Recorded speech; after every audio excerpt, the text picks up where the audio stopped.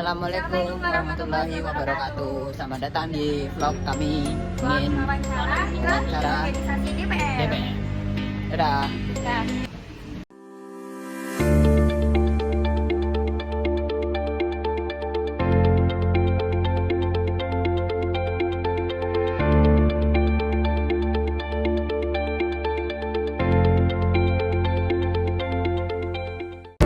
Halo guys, hari ini kita akan melakukan wawancara bersama organisasi DPR. Baik, di sini kita telah bersama narasumber dari organisasi DPR. Dengan Mas siapa? Baik, perkenalkan nama saya Ilham Mardika selaku Ketua DPR FEB dari program studi manajemen. Saya akan mengajukan pertanyaan Mas tentang profil singkat organisasi DPM. Pertanyaan pertama, kapan organisasi ini berdiri? Apa sih visi dan misi yang ingin dicapai? Baik, izin menjawab. Jadi untuk tahun pastinya dari berdirinya Dewan Perwakilan Mahasiswa ini belum tahu pasti, tapi untuk berjalannya ini sudah sejak lama. Dan untuk visi misinya sendiri yakni untuk mewujudkan agar mahasiswa FEB, terutama FEB tadi, untuk lebih paham terkait legislatif dan juga menyampaikan aspirasinya. Untuk misinya sendiri di periode saya itu ada 4 yang fokusnya ini untuk meluruskan agar Ormawa yakni JBEM dan DPM ini berjalan dengan sesuai dengan ADART atau anggaran dasar anggaran rumah tangga, dan juga untuk mengoptimalkan penyelenggaraan aspirasi tadi legislatif advokasi. Jadi kita menampung aspirasi dari mahasiswa umum, lalu kita mengadvokasikannya kepada pihak terkait, misalnya dari dosen ataupun dari rektor gitu. Pertanyaan selanjutnya Mas, bentuk organisasi ini termasuk formal atau informal? Untuk DPR FEB sendiri ini termasuk organisasi formal, artinya memang berjalannya ini secara formal. Kita setiap apa yang mau kita lakukan ini ada tata aturannya, ada tata caranya. Jadi kalau memang dari semua Ormawa yang nanti melanggar ini ada konsekuensi. Baik, untuk pertanyaan selanjutnya akan Saya akan menanyakan terkait pengelolaan organisasi. Dalam perencanaan, metode apa yang digunakan untuk menyusun rencana strategis dan merumuskan tujuan organisasi ke depannya? Jadi untuk merumuskannya ini di awal sendiri saya biasanya kayak kita plotting terlebih dahulu. Mungkin saya menggunakan metode roadmap, itu kita bagi terlebih dahulu mana program kerja jangka pendek, menengah maupun jangka panjang. Nah, nanti di setiap pembagiannya tersebut ini ada kayak penanggung jawabnya, kita selesai kita pasrahi beberapa ini untuk menanggung jawabi beberapa program kerja. Dan juga memang dari awal mungkin sudah saya jelaskan ke anggota saya sendiri bahwa di awal ini harus menyusun rencana yang strategis, karena memang di awal nanti ada rapat kerja, itu fungsinya untuk membahas proper apa yang akan dijalankan selama satu periode. Nah, di situ harus memang di awal kita sudah menyusun langkah-langkah yang strategis. Selanjutnya, bagaimana kakak membagi tugas dan tanggung jawab agar semua berjalan? Jadi karena memang sini anggota saya juga lumayan banyak, ada 25 orang. Kalau saya memantau satu-satu itu keberatan, jadi saya itu pakai kayak sistem hierarki itu. Jadi nanti ada di bawah saya ada ketua-ketua POR itu, koordinasi masing-masing divisi atau departemen. Nah, nanti saya ini bertanggung jawabnya kepada mereka. Jadi saya menanyakan terkait kinerjanya anggota-anggota jarang kalau langsung turun langsung kalau masalah organisasi. Tapi kalau masalah di luar memang saya biasanya langsung turun langsung ke bawah.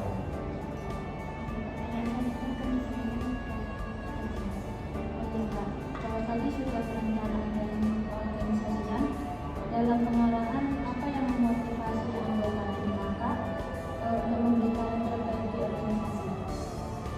Jadi kalau memang dari saya sendiri kalau untuk memotivasikannya kayak kurang dalam hal tersebut lah.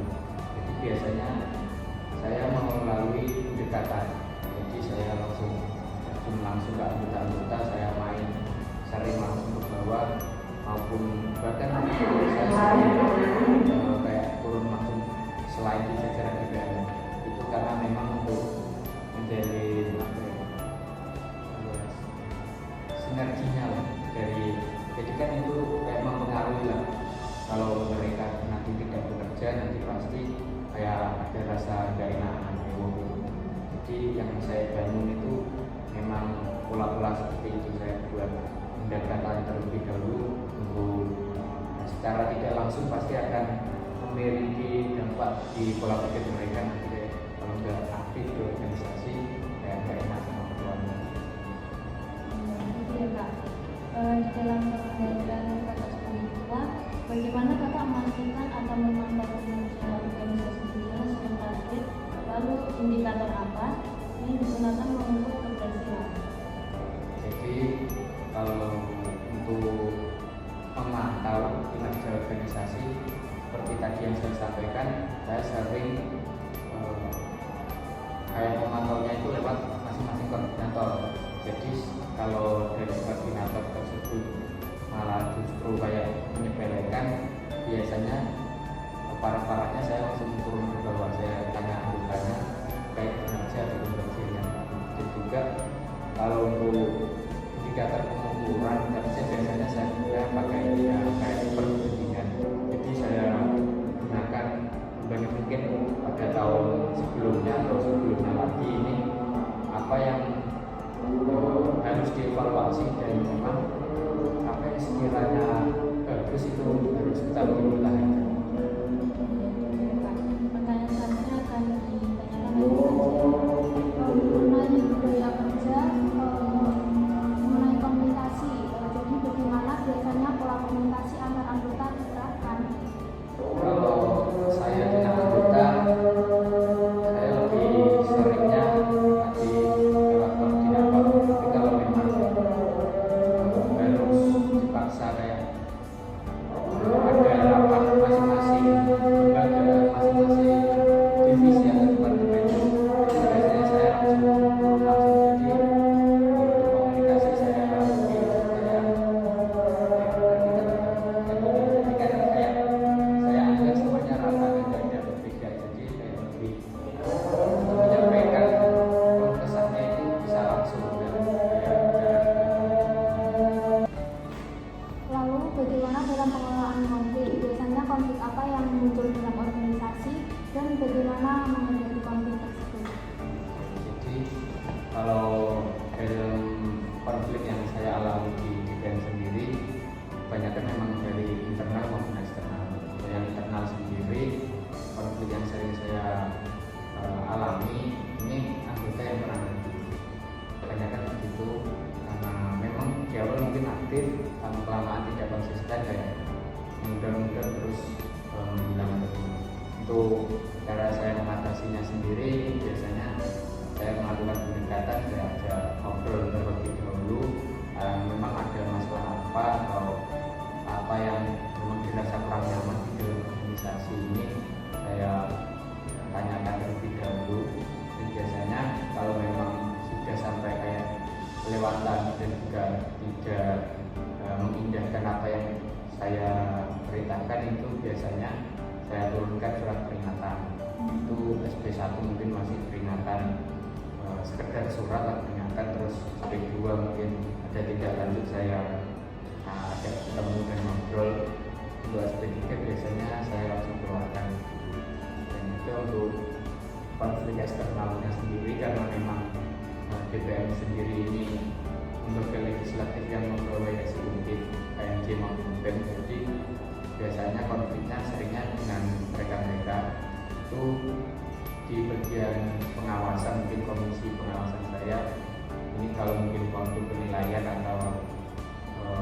waktu mengawasi ada yang kurang, biasanya seringnya ada konflik dengan lembaga baru.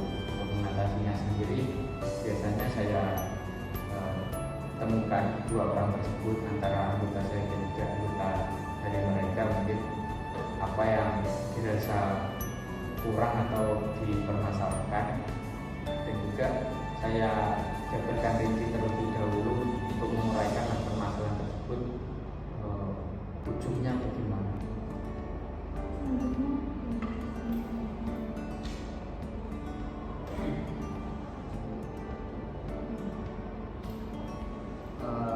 Saya akan bertanya Mas tentang sumber daya. Untuk pengelolaan sumber daya manusia, bagaimana proses rekrutmen dan seleksi dilakukan? Untuk DPM sendiri mungkin berbeda dengan KMC Mabukbek yang mereka itu mengadakan open recruitment terbuka. Kalau di DPM sendiri ini lewatnya delegasi, jadi dari kita mendelegasikan masing-masing HMC atau himpunan itu mengirimkan untuk HMCM sendiri di periode ini mengirimkan 9 orang, akuntansi 7 orang, dan ekonomi Islam itu ada 5 orang. Jadi kita sudah tentukan jumlahnya, kuotanya, untuk uang kuotanya kita pasrahkan kepada masing-masing lembaga tersebut untuk mengirim. Nah, untuk sumber daya finansialnya, bagaimana Mas mengatur keuangan organisasi agar tetap sehat, dan ada tantangan apa dalam pengelolaan keuangan di organisasi? Jadi untuk sumber daya finansialnya sendiri, saya mendapatkannya itu ada dari berbagai arah. Mungkin yang pertama dari kas organisasi sendiri, yang kedua dari plottingan lembaga dari yayasan. Jadi sudah direnggang untuk DPM sendiri harusnya dapat berapa juta begitu. Terus yang ketiga, biasanya saya setiap kegiatan ini mengajukan sponsorship. Jadi kita mengajukan proposal, kita kasih kepada sebuah lembaga atau instansi pemerintah atau usaha-usaha yang lain untuk membantu agar acara ini terselenggara dengan sukses.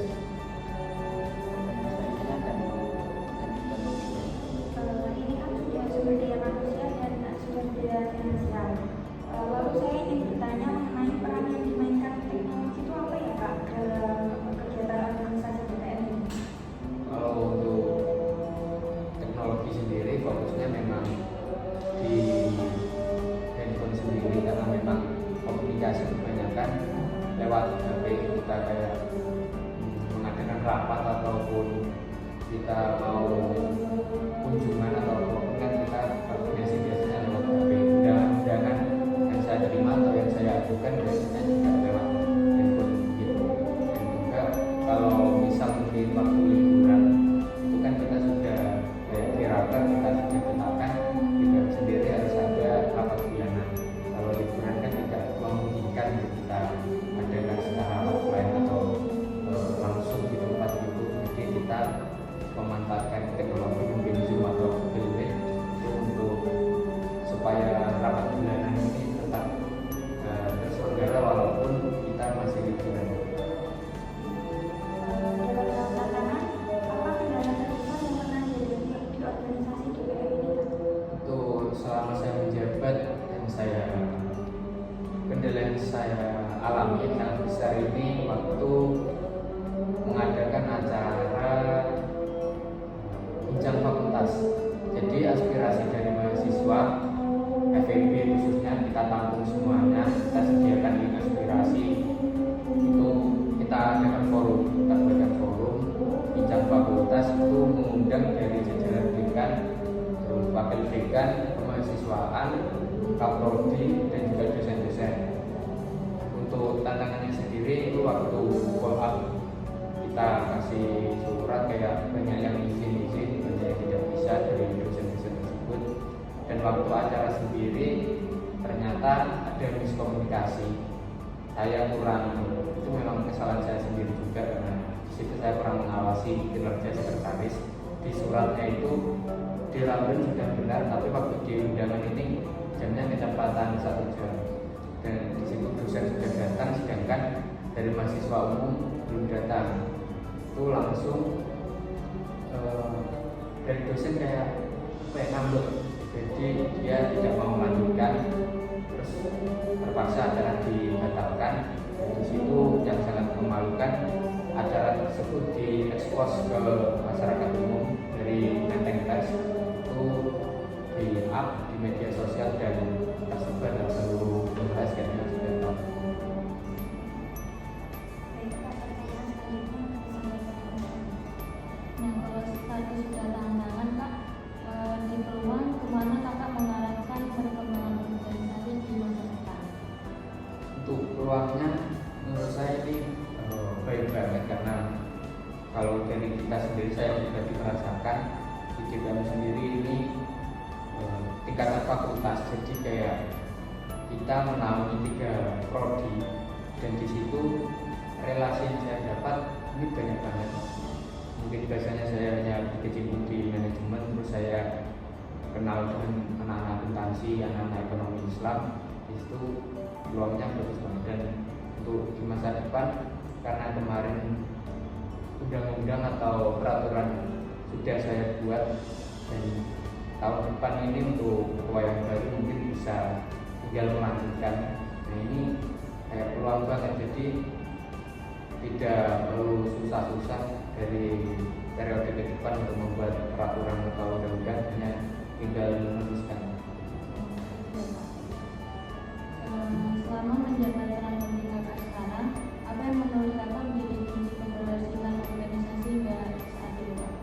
Jadi untuk kunci keberhasilan sendiri ya ada di anggota, karena memang di sini saya hanya mungkin ketua, ya perantara lah. Saya tidak bisa apa-apa tanpa mereka, dan berhasilnya dari semua hal tersebut mungkin karena setiap saya ajak berkumpul atau ajak membahas tentang arah ke depan GPM ini, dari mereka selalu mau atau selalu bisa. Jadi kayak saya lebih bebas, ini mau saya bawa ke arah mana, kayak dari mereka ini ada gagasan atau masukan yang baru yang baik lah untuk GPM ke depannya, itu pasti saya dengarkan. Jadi saya tidak kayak langsung mengambil keputusan atau membawa arah GPM kemana, jadi saya harus mempertimbangkan dari pendapat mereka lebih dulu.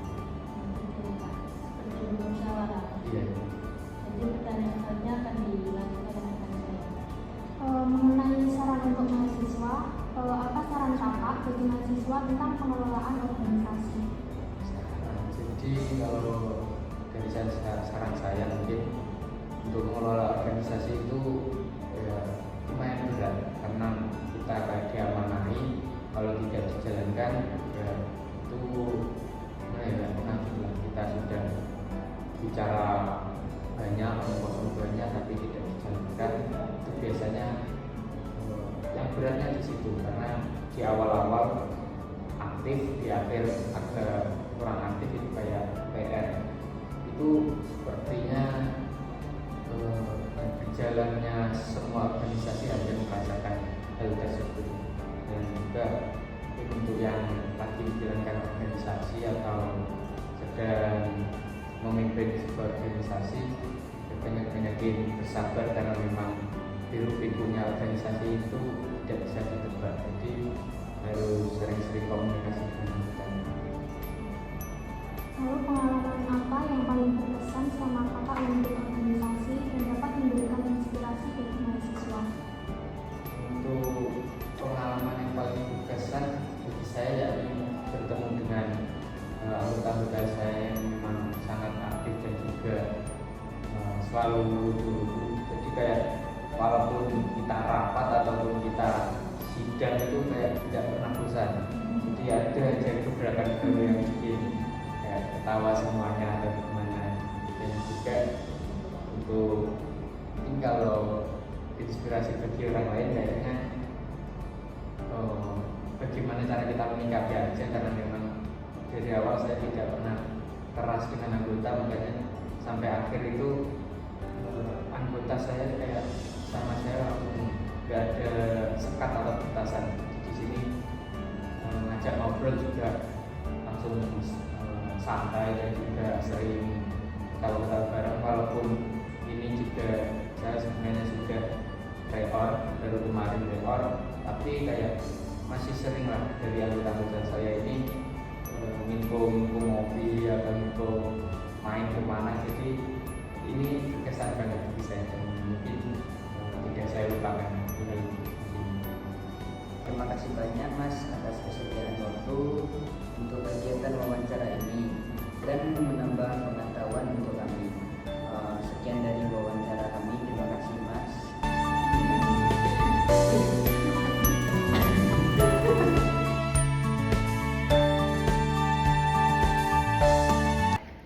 Dari wawancara tadi kami dapat belajar tentang bagaimana cara pengorganisasian suatu organisasi dan bagaimana cara memimpin suatu organisasi. Sekian vlog dari kami. Sampai jumpa.